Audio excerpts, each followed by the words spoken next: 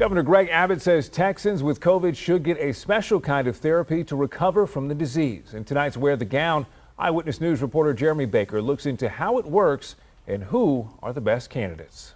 It's called Regeneron monoclonal antibody therapy. Monoclonal antibodies are a synthetic or laboratory-made version of antibodies against the coronavirus. They attack the spiked protein and inhibit the entry of the virus into the cell. We've used monoclonal antibodies for quite some time. They're used for other diseases, not this particular monoclonal against the COVID, but monoclonals directed against other things are used for lots of diseases.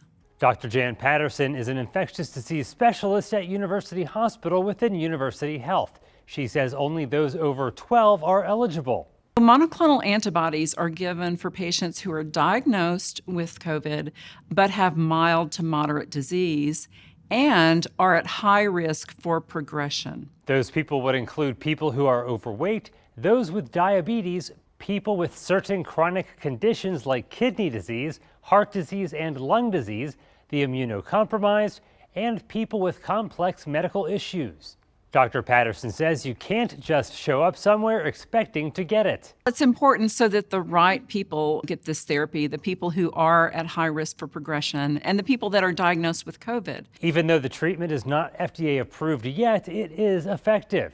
For people with mild to moderate disease at high risk of progression, their risk can be decreased by 70% with these monoclonal antibodies. Experts stress while the treatment of monoclonal antibodies is effective and free with a doctor's prescription, it should not be used as an alternative to the important coronavirus vaccine. Jeremy Baker, KENS 5 Eyewitness News. For more information on family health, call 210-358-3045. You can also find the rest of the Wear the Gown stories. Just visit wearthegown.com.